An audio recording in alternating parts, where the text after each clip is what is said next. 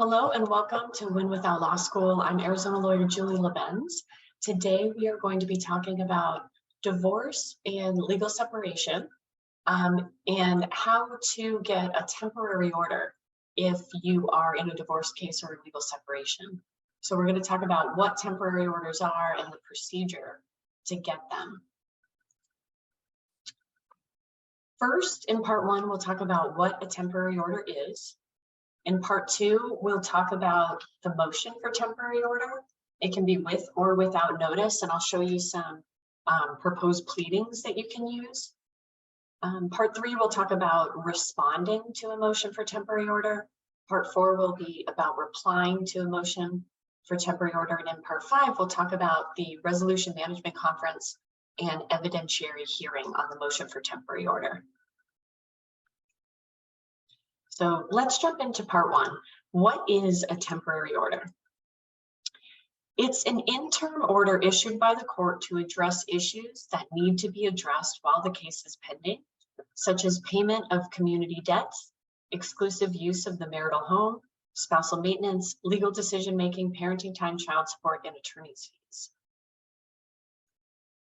Now, temporary orders can be ordered based on the agreement of the parties. It can be ordered by the court following a hearing, or if there's no objection, the court can enter a temporary order based solely on the pleadings for legal decision-making and parenting time. So what is a temporary order? Well, number one, a temporary order does not prejudice the rights of the parties or of any child that will be adjudicated throughout the case. So what that means is if a temporary order is issued, and let's say joint decision-making is ordered on a temporary basis, but you want sole, this is saying that just because it was joint decision-making in the temporary order, that doesn't prejudice you asking for sole in the trial. So the judge is supposed to look at all the facts anew and make a decision and not base their decision on the ruling from the temporary order. A temporary order may be revoked or modified before the final divorce decree is entered. A temporary order terminates when the final divorce decree is entered or when the petition for dissolution, legal separation, or annulment is dismissed. What can you request in a temporary order? In a proceeding for divorce or legal separation, either party may move for temporary orders seeking any of the following. Number one, equal possession of the liquid assets of the marital property. So liquid assets are, money in bank accounts, investment accounts, money in a liquid form, cash in the house. Some people keep cash in a safe. So in a temporary order, the court can order the equal possession of liquid assets while the divorce is pending. The court can also order temporary spousal maintenance, temporary legal decision-making, and parenting time for any children in common.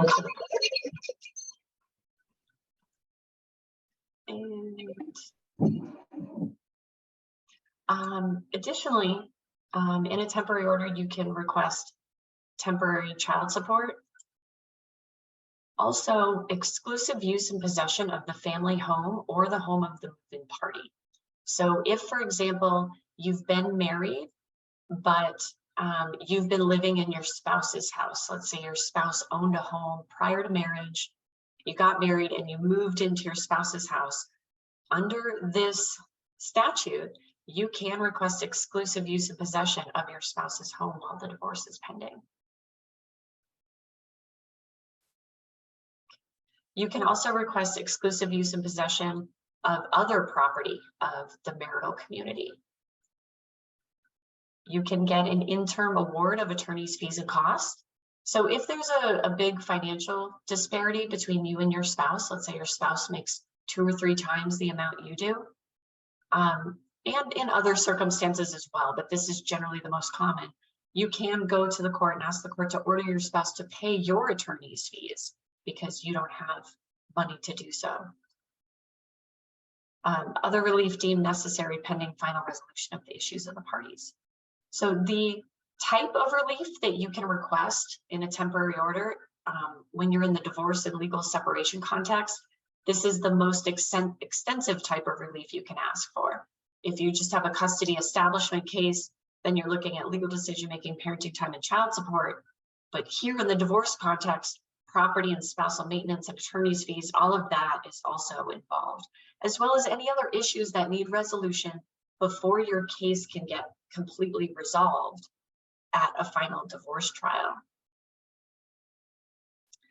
So we have a question, when can I file for an interim award of attorney's fees and cost divorce without children? So in the context of a temporary order is where you can request that. So it would be a motion for temporary order for an interim award of attorney's fees and costs, and then explaining why you need the award of attorney's fees and costs. And if you haven't already filed a affidavit of financial information, then you'll want to file one, because the court's going to make a determination about whether or not you need money for attorney's fees and costs based on your financial resources, your income, your expenses. So some of that information will be in your AFI. If you've already filed an AFI, but let's say you've had changes in your finances, either in your income or expenses, then you should update your AFI and file a new one. Okay, let's keep going here. There's two options for a motion for temporary order. You can file with notice to your spouse or without notice to your spouse. However, if you're going to seek a motion for temporary order without notice, then you have certain evidentiary burdens that you need to meet in order to qualify, and we're going to talk about that.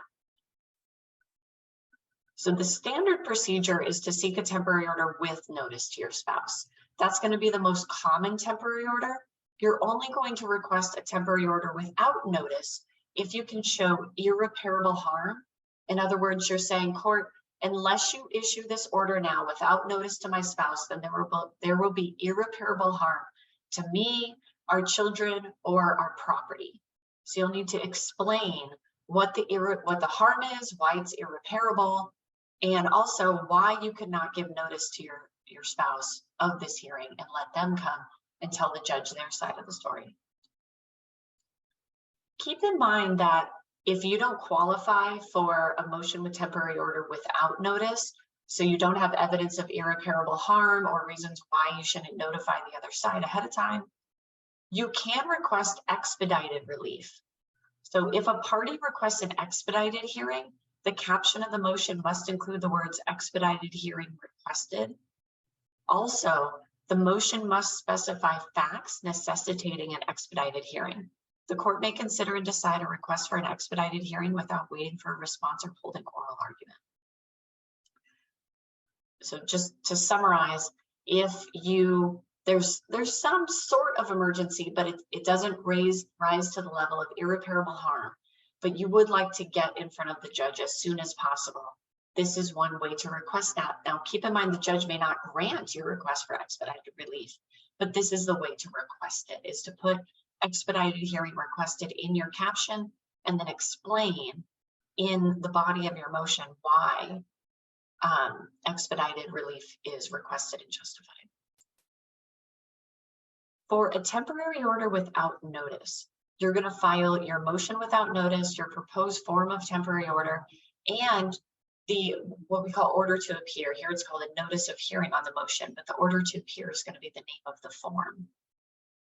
The court can grant the temporary order without notice only if the verified motion clearly shows the irreparable injury, loss or damage to the minor child, the moving party, and or separate or community property of the moving party, and why efforts to give notice to the other party or why giving notice should not be required. So whatever efforts you made and weren't successful, or why you shouldn't have to give notice, all of that will need to be in your motion.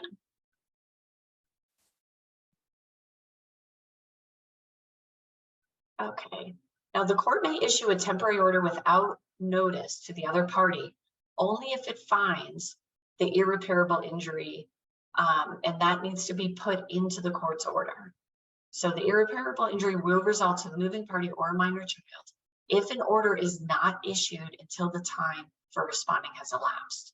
A bond is optional, it'll be up to the court, If a temporary order without notice is issued, then it expires at the date and time set for the hearing on the motion for temporary orders.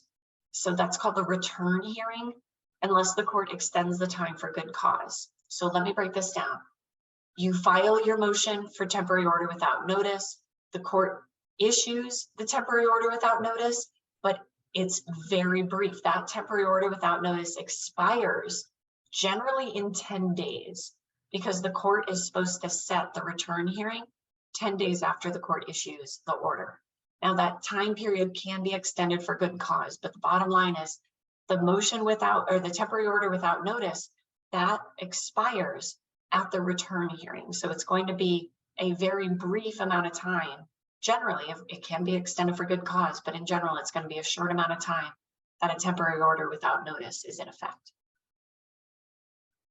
If you receive a temporary order without notice, then the temporary order without notice, the motion for temporary order without notice, and the order to appear for the return hearing must be served as soon as possible after the temporary order is entered or as the court directs.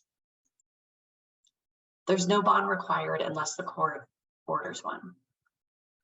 What if you only want a temporary order for temporary temporary child support? There is a simplified procedure for that, where you file a motion for simplified temporary child support order, a completed child support worksheet with the amount of the child support you want the court to order, a simplified temporary child support order, and a proposed income withholding order. So you take all of that and you file it, and with those filings, there needs to be a notice to the other party that they need to file a timely response, or the court could enter the requested relief. And you've got to serve those documents on your spouse. And then you file a proof of service with the court. And then your spouse has 20 days to respond if they were served in Arizona, 30 days to respond if they were served outside of Arizona. And in the response, they would need to request a hearing on your request for temporary spousal maintenance. However, if they don't request a hearing or they don't object, then the court can enter the temporary order based on the papers you filed, so long as those papers appear accurate and provide the court with accurate information to determine child support. So the papers you file are very important to get the order in place in the event your spouse doesn't contest or doesn't respond. So that was for simplified child support. That's going to be if you're only wanting child support. Generally on a temporary order, a party will want more than that. We'll want a parenting plan. We'll want temporary legal decision making.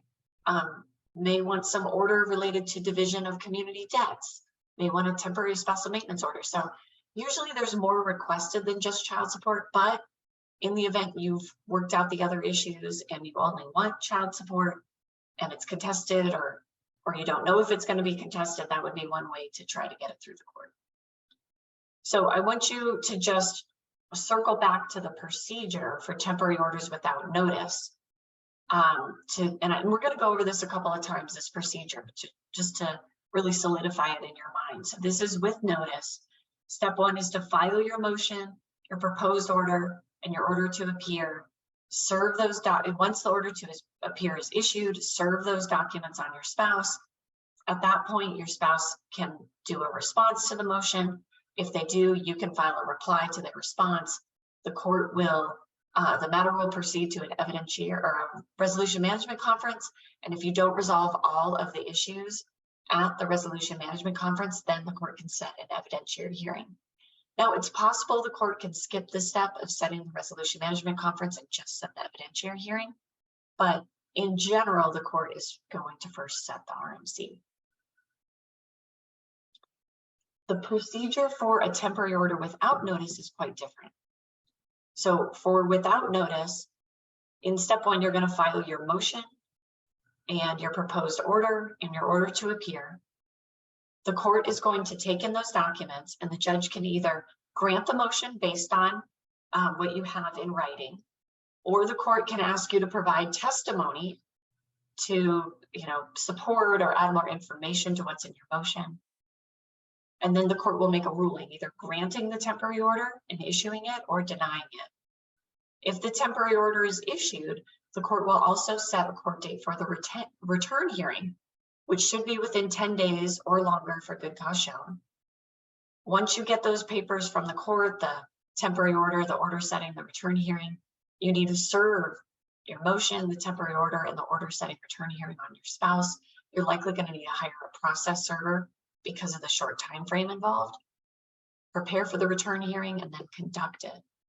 Now, in Maricopa County, they also want you, if you want your temporary order to extend beyond the return hearing, they want you to file a motion with notice while all of this is pending. So while you're doing this without notice process, in particular, if the temporary order without notice is issued, they're wanting you to also file a motion with notice and then go down that route as well. So this is where, in deciding if you want to seek with or without notice, you're really analyzing, can I make a good case for irreparable harm and why I shouldn't give notice to the other side? And if I can't, then I could consider requesting expedited relief if there's some sort of emergency going on. Otherwise, you could just file a regular motion with notice, which is going to be the most common procedure for temporary orders. Let's now get into the documents. So let's look at the papers to file if you're pursuing temporary order with or without notice. So first, let's look at the papers associated with a motion for temporary order with notice. First, you've got the motion, the proposed temporary legal decision-making and parenting plan, your proposed temporary child support worksheet, your affidavit of financial information, your proposed temporary order, and your order to appear. Now, if your case does not involve children, then you don't need the proposed legal decision-making and parenting plan. You don't need the proposed temporary child support worksheet. If your case is without children, but it involves a request for spousal maintenance or attorney's fees, then you will need the affidavit of financial information. If your temporary order is only about who's going to pay debts during the divorce or something like that, then you don't need the affidavit of financial information. But if you have a motion for temporary orders and it involves children and you want the court to make decisions about your children on a temporary basis, then you will need your proposed legal decision-making and parenting plan, your proposed child support worksheet, and your affidavit of financial information. If you haven't already filed one, if you've already filed one in your case, then you don't need to do it again unless you need to update it. So if anything has changed since you first filed your affidavit of financial information in regards to your income or expenses, then you want to file a new affidavit of financial information in conjunction with your motion. Let's look at Maricopa County's form for a motion for temporary order with notice for property and debt, spousal maintenance, legal decision-making, parenting time, child support, and or attorney's fees. Here's page 1 of Maricopa County's form. So you're going to fill out this top part of the caption with information about you. Fill out the parties in accordance with what how the parties are listed in the petition for dissolution or petition for legal separation. So the petitioner, the respondent, put in your case number, and then check these boxes for each type of relief that you're requesting. Down here, you're going to indicate information about the underlying divorce petition. Fill out all of this information about other temporary orders and the children involved in your case, if there are any children involved. If you would like the court to order a parenting plan, then you can attach your proposed parenting plan, or you can have it as a separate pleading. We are going to go over that in a second, but if you don't attach it, you can cross this out and say, I filed. So cross out attached and say, I filed a proposed parenting plan. And then you can also describe your specific request here, but it's really not a lot of space to put in, a proposal for a parenting plan. And then here, this is where you're going to tell the judge what you're asking for in regards to legal decision-making and physical custody. Are you asking for joint or sole? So check the boxes accordingly. the children's names, temporary parenting time, fill this out with your request, temporary child support, if you want a deviation, what do you want to happen on a temporary basis for medical, dental, vision care, insurance for the minor children, spousal maintenance, property, debt, and attorney's fees. So medical and dental care for the other spouse, you can indicate what's happening with that, if anything.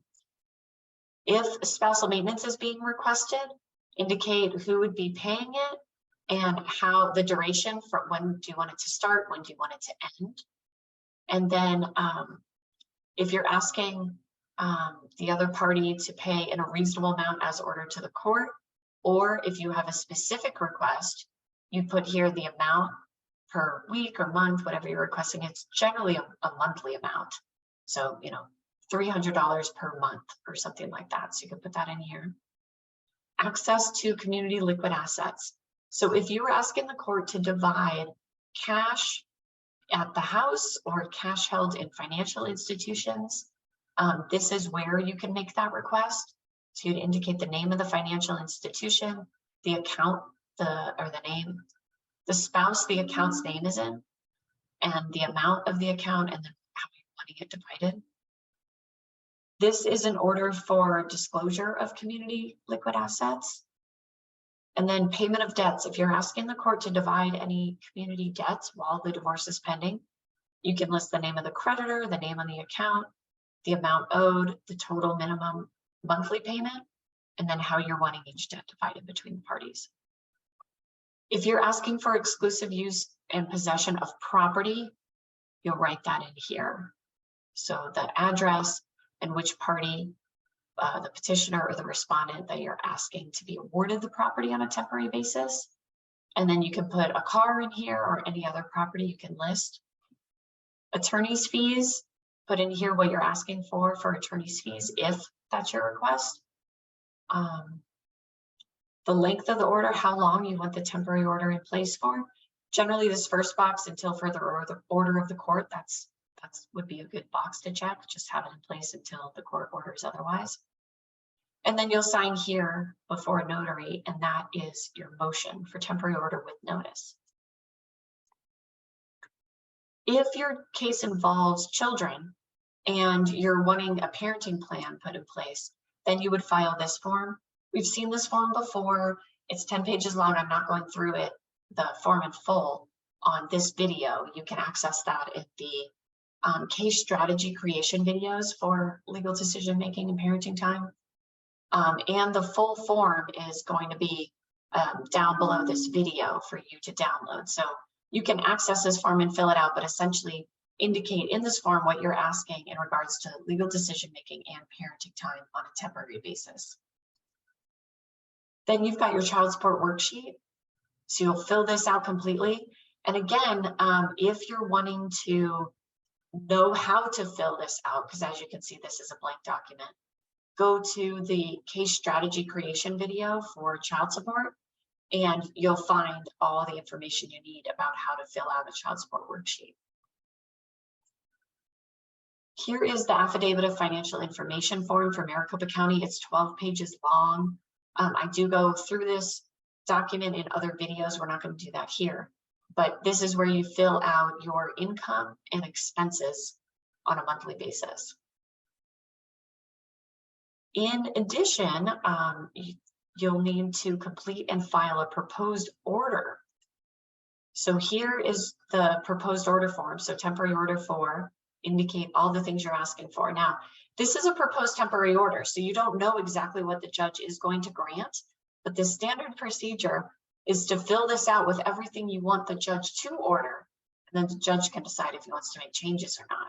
But you'll fill out your information here, the name of the parties, the case number, indicate what you're asking for, and then start filling all of this out. What are your requests for child support, parenting time, decision making, and medical coverage, spousal maintenance, access to liquid assets, payment of debts, possession of property, attorney's fees, how long you want the order in place. So you're going to fill this out with all of your requests. but you leave this signature part blank because that's where the judge will sign. If the judge is going to grant everything in your request, the judge can make changes and then sign as well.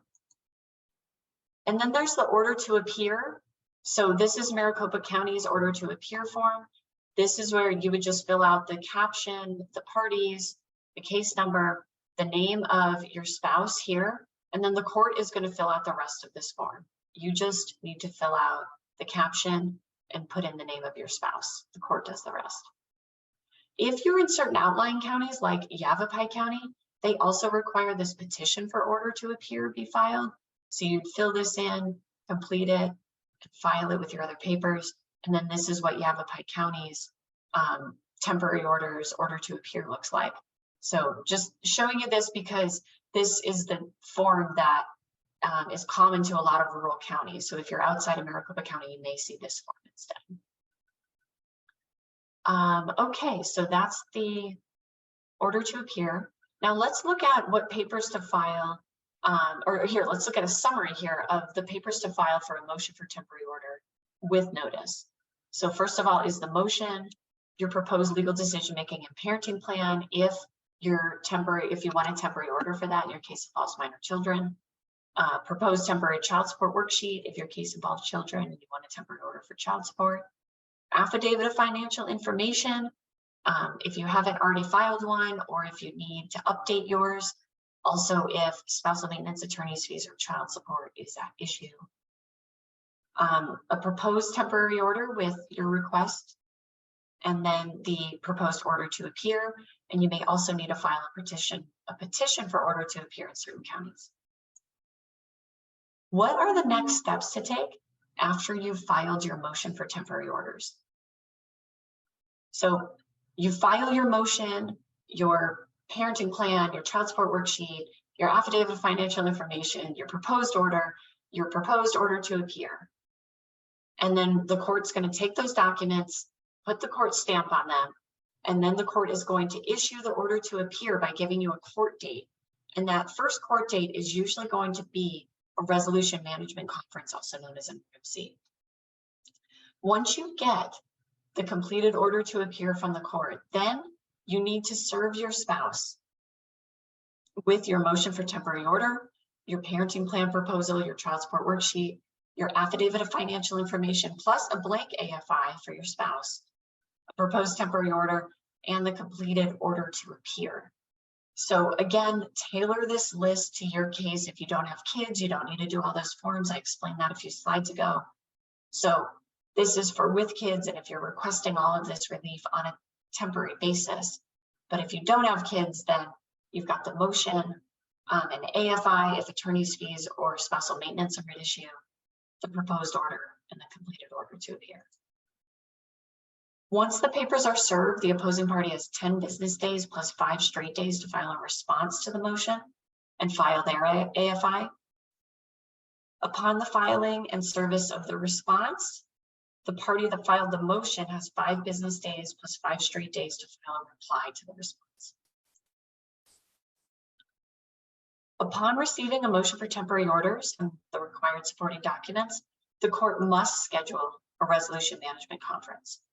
No evidence is taken at an RMC unless the spouses agree.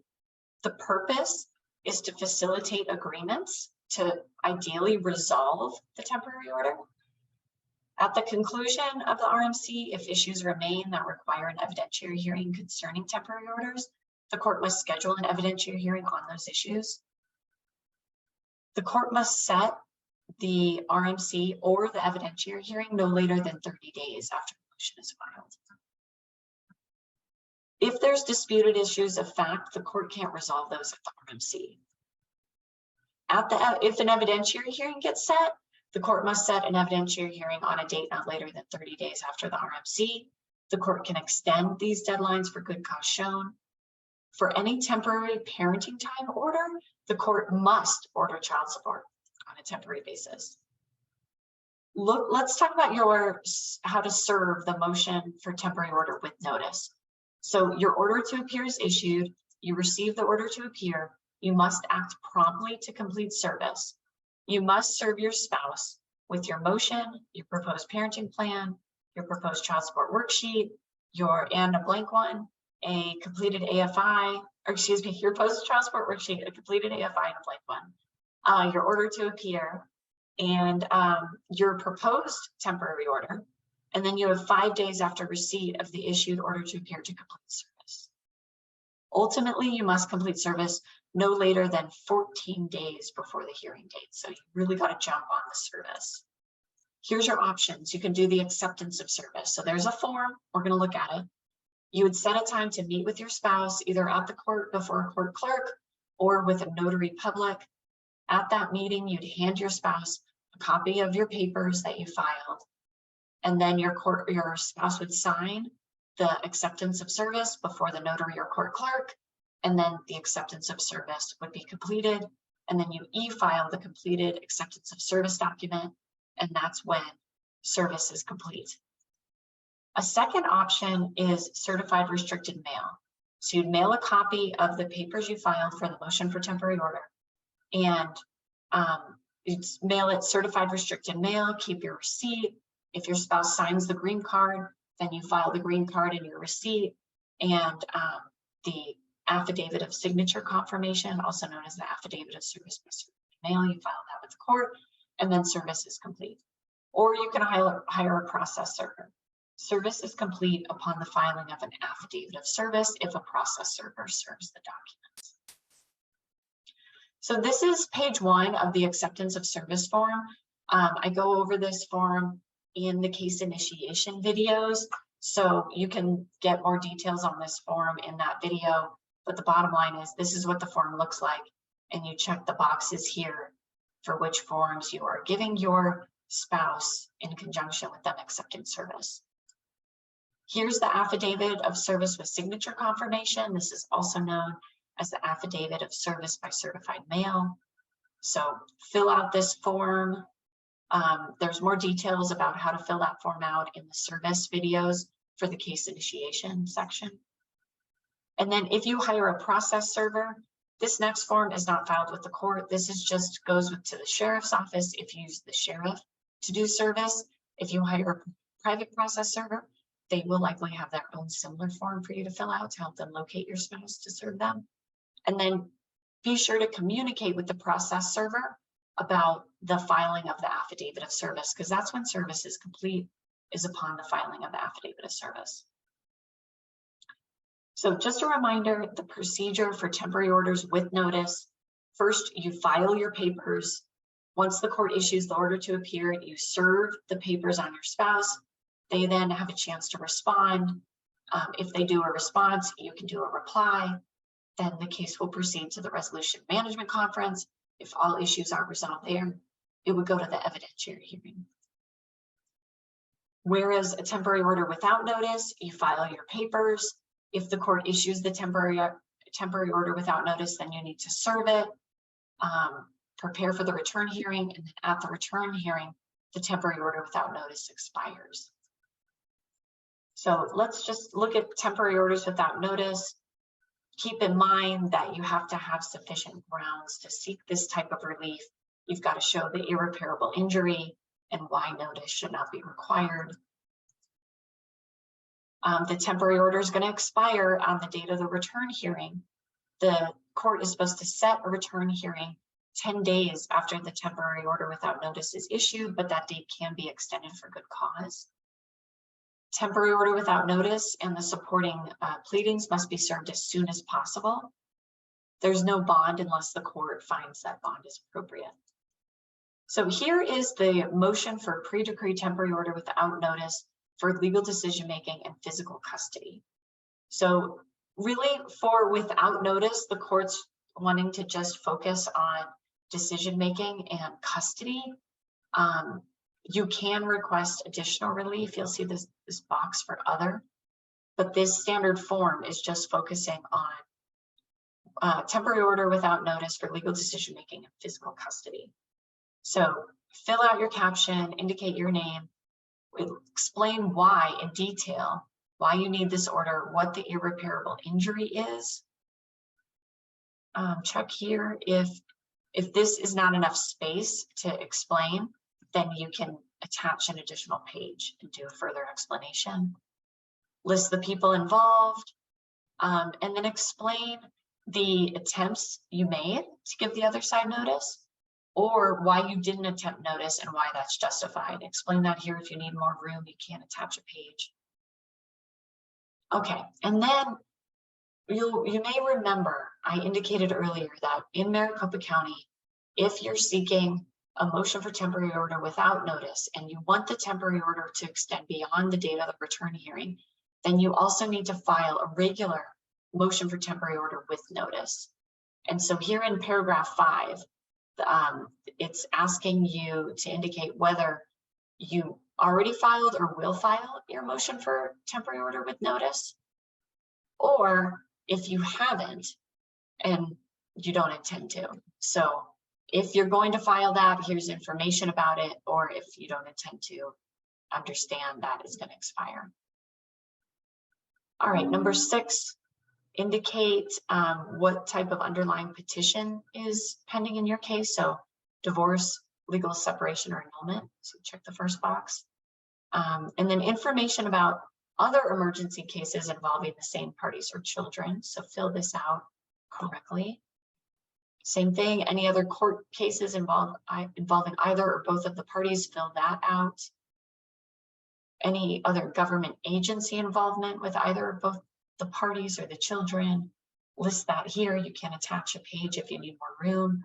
Crimes of any party, list that here. You can attach a page if you need more room. And then down here is where you're going to make your specific request to the court. What are you asking for? And then you'll sign before a notary or a court clerk, and that completes the motion for temporary order without notice. Then you've got your proposed order. So you'll fill this out with what you want the court to order. And then you leave this part blank for the judge to sign.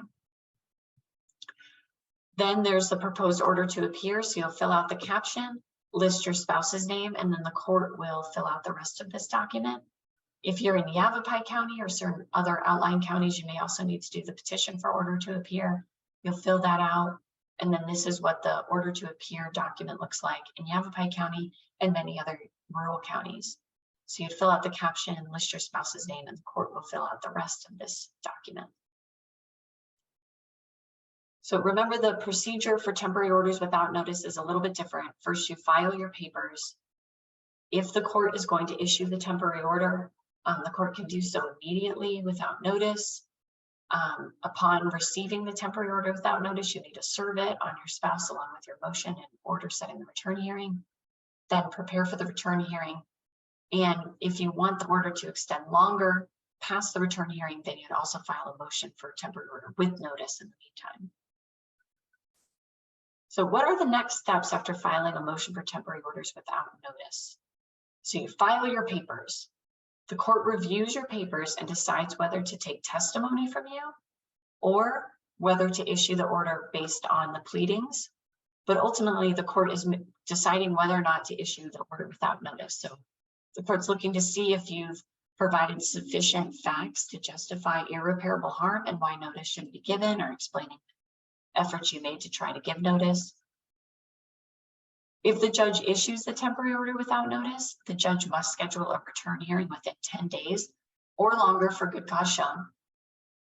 Upon the judge issuing the order to appear for the return hearing, the party that filed the motion must serve their spouse with their motion, the temporary order, and the order to appear. Be aware that a temporary order without notice expires at the return hearing.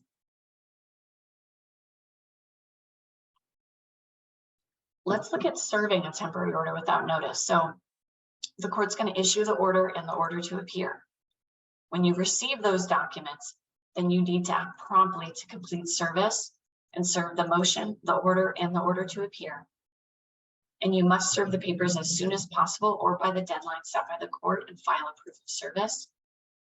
In this situation of temporary orders without notice, the acceptance of service likely won't work unless your spouse is represented by counsel. If your spouse has an attorney, then reach out to them and ask them to accept service. But if your spouse does not have counsel, then certified restricted mail likely won't work, just because, you know, if you're seeking a temporary order without notice, there's likely some emergency going on, there's something wrong, and you're not going to be able to communicate with your spouse to get them to do the certified mail and signature and all of that. And it could just take too long with the mail. So really, if you've gotten a temporary order without notice, you most likely need to hire a process server unless your spouse is represented by counsel. And in that event, you can work with their attorney to get the acceptance of service done. And then with the process server, just remember that service is complete upon the filing of the affidavit of service. So be sure to coordinate with your process server to see if they're going to file the affidavit of service or if they're going to send it to you and then you file it. So finally, one more time, temporary orders without notice, you file your papers, the court reviews them, decides whether or not to issue the temporary order. If it is issued, the court also issues order to appear, setting a return hearing.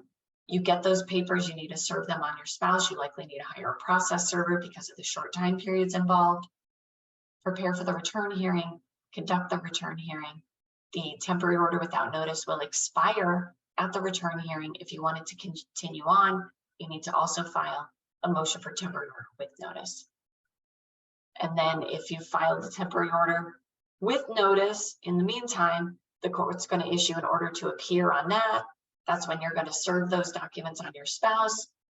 Again, your service options are acceptance of service, certified restricted mail, or a process server. Upon service, your spouse can do a response to your motion. Once you receive the response, you could do a reply, and then the case will proceed to the the resolution management conference. If you don't resolve all issues there, then to an evidentiary hearing. Let's look at how to draft a response to motion for temporary order. A party who is served with an order to appear on a motion for temporary orders is not required to file a response. But if they do, then they must verify the response. Whether or not, and verification means that you swear and affirm that everything in the document is true and correct. Also, if the motion requests child support, then you must complete a child support worksheet and file that with your response. The party who is served also must provide copies of all filed documents. So if you do a response, you need to file that not later than 3 days before the date set for the hearing or conference. Here, I could not find a court template for a response to the motion for temporary order. So I created one for you guys. So you'll find this below. It's both as a PDF and a Word document. The parts in red are the parts that you're going to need to update for your case. I have the motion on this side because what a response does is respond to everything in the motion. So here where we have paragraph 1, in the response, this is where you would admit or deny what's in paragraph 1. And then when we move to the next page, paragraph 2, same thing, admit or deny what's in paragraph 2. Paragraph 3, this is where they're just saying this request is based on the best interest of the children and or the inability of the spouse to support himself. This is really, they're just saying what their request is based on. You don't really need to respond to that. Or you could deny it. You could say, no, I don't think they're basing this on the best interest of the children or something like that. So you could say this paragraph does not require a response, or you could deny it. Here is where your spouse would list the minor children so that you have in common that are subject to the divorce. If everything's listed correctly, you could admit this paragraph. If there's something incorrect, you could admit in part and then deny the part that's wrong and tell the court what the correct information is about the child. Jurisdiction, admit or deny whether or not the court has jurisdiction over the minor children. This is where, they're talking about a potential parenting plan. This paragraph doesn't really require a response. They're just saying my parenting plan is there. You could indicate whether or not you object to their parenting plan in paragraphs 6 and 7. So then paragraph 8, this is where you put anything not specifically admitted is denied. So here after paragraph 7, this is where in the motion, the party filing the motion is making their request. And so here is where you're going to indicate what you're asking for. So if you're the petitioner that's responding to the motion, the respondent filed the motion, you would have petitioner here and take out respondent. If the petitioner filed the motion for temporary order and you are the respondent in the case, then you would be the respondent here and take out petitioner. So let's go with respondent is the one responding. Let's say that's the case here, that the petitioner sought the temporary order. So wherefore respondent requests the following relief. First, we've got temporary legal decision making and physical custody, and you'll see that's what's paragraph A here. So this is matching up with paragraph A. And so if we're respondent, then we're saying that petitioner's request for temporary, what are they requesting? Sole or joint legal decision making. And do you agree? If you agree with their request for legal decision making, you can ask that their request be granted.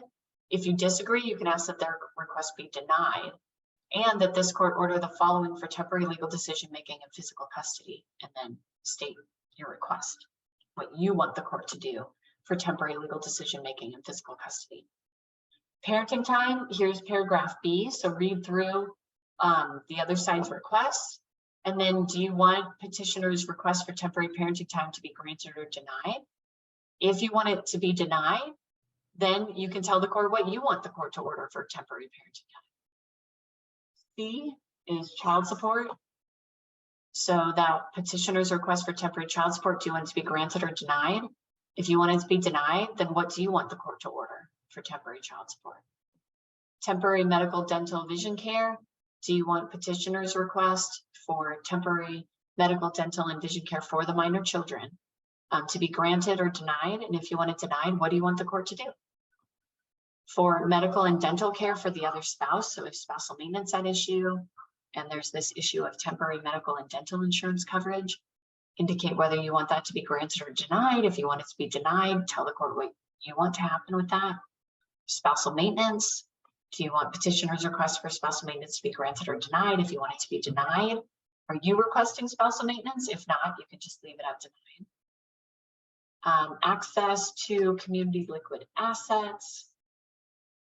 Do you want petitioner's request to be granted or denied? If you want it denied, what do you want the court to do, if anything, about access to community liquid assets? Disclosure of community liquid assets. Do you want that request granted or denied? Payment of debts, granted or denied? What do you want to happen with debts while the divorce is pending? These would be, of course, marital debts. If there is a request for exclusive use and possession of property, what's your position on that? Attorney's fees, how long do you want the temporary order to stay in place, and any other orders you're requesting? And then assign the date you're filing, what court you're filing with, and then mailing and or emailing, or not and or, but if you have permission to just send via email, then you could send via email. Otherwise, you could email and mail to your spouse or their lawyer. Now, if a response is filed, let's look at what a reply looks like. So a reply is replying to each paragraph in the response, okay? So paragraph 1, if that was admitted, then you could say here, you know, both parties are in agreement regarding paragraph 1. If here paragraph 1 was denied, then that's really what you're going to respond to here. What's your response to their denial of paragraph 1, for example? So in the reply, you're really narrowing down the issues, looking at what's in dispute, and telling the court what you want to do on each of those issues that's in dispute. And then in your request for relief, going through all of the types of relief that are requested and telling the court exactly what you want the court to do on each of those issues. Date and sign, complete your mailing certificate, and that is going to complete the reply to the response for motion for temporary order with notice. Let's, in part 5, this final part, let's look at the resolution management conference and evidentiary hearing on motion for temporary orders. The resolution management conference is also known as an RMC. At least 3 days before an RMC, the parties are supposed to do a meet and confer where they get together and try and talk to resolve as many issues as possible in their case. If there's a history of domestic violence, the meet and confer is waived. If the matter is set for an RMC, the parties must also submit a resolution statement, so explaining what their requested outcome is on the disputed issues, and that's due not later than 3 days before the date set for the conference or hearing. Now, look at the order setting the resolution management conference, because in Yavapai County, they have a 5-day before the conference to do all of these things. So it's generally this 3 to 5 days, depending on what your particular court orders. You also need to exchange your exhibits and witness lists if you have an evidentiary hearing set. And then this is just explaining that if there's a history of domestic violence, you don't need to do the meet and confer. All parties and their counsel, if they are represented, must appear at a resolution management conference or evidentiary hearing. And really, the RMC is an opportunity to resolve disputed issues. So can you reach an agreement to resolve temporary property and debts? Can you reach an agreement to resolve temporary exclusive use of the marital home or your spouse's home? Or your own home, if the home is a separate home? Can you reach an agreement to resolve temporary spousal maintenance if that's at issue? Can you reach an agreement to resolve legal decision-making, parenting time, and child support on a temporary basis? How about attorney's fees? So all of the issues that are in dispute based on what's in the motion and the response if one was filed, those are the things that you're looking to potentially resolve in the meet and confer call and at the RMC.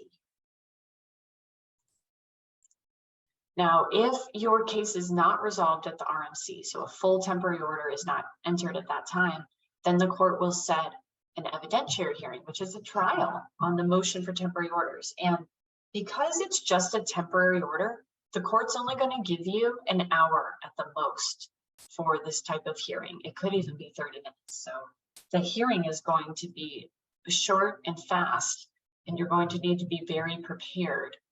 Once the court issues a court date for the evidentiary hearing on the motion for temporary orders, calendar that hearing date. Calendar any disclosure deadlines, calendar any exhibit deadlines, draft your list of witnesses and exhibits, complete your disclosure, and draft your hearing outline. Go to the trial skills videos, and you'll see some special videos on how to draft a trial outline and how to prepare for an evidentiary hearing. Remember, the procedure at any evidentiary hearing is the same. First, there's opening statements. Then the party that filed the motion, they present their first witness. When that first witness takes the stand, they get questioned on direct examination. Then they get questioned on cross-examination, and then there's an opportunity for redirect. So if you are representing yourself, you filed the motion for temporary orders and you are your first witness, then you would take the stand.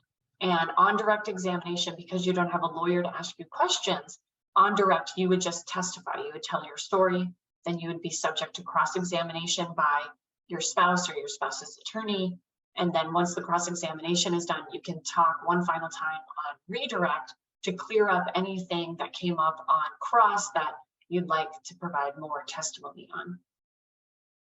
Once the first witness is done, and if there's time, because these hearings are really short, the party that filed the motion for temporary orders could present an additional witness, and it's going to be the same procedure: direct examination, cross-examination, redirect. Now, technically, the party that presented or filed the motion, they could present a third witness and a fourth witness and a fifth. It's just there's not enough time in an hour to do that.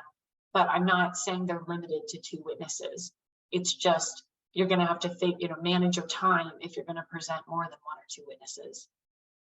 Once the party that filed the motion, once they rest their case, they're done presenting witnesses, then their spouse, the opposing party, gets to present their first witness, and it's going to be the same procedure. That first witness will testify on direct examination. They'll be subject to cross-examination, and then they can do some final testimony on redirect. If they have a second witness, they could call the second witness and go through that same procedure. Once they're done with their witnesses, the party that filed the motion for temporary orders may present 1 or more rebuttal witnesses to seek to rebut any evidence that came out during the opposing party's presentation of their evidence. and then finally closing arguments. So you can see if you only have an hour, you're really going to need to streamline this down. It's likely going to be you testifying, your spouse testifying, and getting through the evidence as quickly as possible, because an hour goes really quickly. And of course, any documents, any exhibits you're looking to present would be presented through your witnesses, but to get those admitted into evidence through your witnesses. Let's look at the law. For temporary property and debts, the court's generally looking what's fair, what's equitable regarding who's going to pay for what debts while the divorce is pending. For exclusive use of the home, same thing, what's fair, what's equitable. Temporary spousal maintenance, does the requesting party qualify under the law? And if so, how much should be paid per month on a temporary basis under the law? For temporary legal decision making, what is in the best interest of the minor children under the law? Same thing for parenting time. And then for temporary child support, what is the child support obligation according to Arizona's child support guidelines and calculated? Okay, we have reached the end. Let's do a quick summary of temporary orders in the context of a divorce or legal separation. So what is a temporary order? In a divorce or legal separation case, you can request a temporary order for the division of property and debts while the case is pending, exclusive use of a home, spousal maintenance, legal decision-making, parenting time, and or child support, as well as attorney's fees. A temporary order can be issued with or without notice to your spouse. To qualify for a temporary order without notice, you must show irreparable harm and why notice should not be given, or the efforts you made to give notice that were not successful. If a temporary order is issued without notice, then a return hearing is set 10 days after the issuance of the order. That 10 days can be extended for good cause shown, and the temporary order without notice expires at the time of the return hearing. For a motion for temporary order without or with notice, you're going to file your motion, your proposed parenting plan. If kids are involved in your divorce, minor children, and you're looking for a temporary order for legal decision making and or child support and or parenting time, your proposed child support worksheet. If you are wanting temporary child support, affidavit of financial information. If you're requesting temporary child support, temporary spousal maintenance, or attorney's fees. Your proposed order to appear, and then your proposed temporary order with notice. If you're filing without notice, you have your motion, your order to appear, and your proposed temporary order. Once your motion is filed with notice, the court will issue the order to appear. You need to serve the papers. Upon service, the other side can do a response. It's optional. If they do a response, then a reply can be filed. The case proceeds to the resolution management conference. If everything's not resolved there, then a contested hearing. The court does have the option of not setting an RMC and just setting a contested hearing, but you would need to show cause for that, show why you need to just go to the hearing, and that would be on an expedited basis. And then without notice, you're filing your, the motion's been filed, the court reviews the papers. If the court's going to issue the temporary order without notice, it will. And at the same time, the court will issue the order to appear for the return hearing. You get copies of those papers. You need to serve the papers. A process server is likely your best option. And then start preparing for the return hearing. Draft and file a motion for temporary orders with notice. If the court set a deadline or during this time frame, if you want your temporary order to extend beyond the return hearing. And then attend the return hearing. If you did file a motion for temporary orders with notice, then you're looking at the response and the reply, and then the RMC and contested hearing for that process to unfold as well. For the response, keep in mind that if temporary parenting time and temporary legal decision making is at issue, you need to file your proposed parenting plan. If temporary child support's at issue, you need to file your proposed child support worksheet, your affidavit of financial information. And then for the reply, it's just the reply. You don't need to do the additional, another parenting plan or another child support worksheet. You already filed that with your motion. Okay, so for the RMC, keep in mind that once that date is set for the RMC calendar, 3 to 5 business days before, look at the court order. The 3 to 5 days, see what the order says, whether it's 3 days or 5. Email or mail your disclosure statement to your spouse at least 3 to 5 business days prior to the RMC. You'll email if they've agreed to accept service by email. Otherwise, mailing is required. File a proposed resolution statement and provide one to the other side. Complete the meet and confer and attend the RMC. If your case is set for an evidentiary hearing, calendar the hearing date, calendar the disclosure deadline, calendar the exhibit deadline, draft your list of witnesses and exhibits, complete your disclosure, draft your hearing outline, and prepare for the hearing. All right, that brings us to the end of today's session. Thank you so much. Please join us for the Q&A if you have any questions.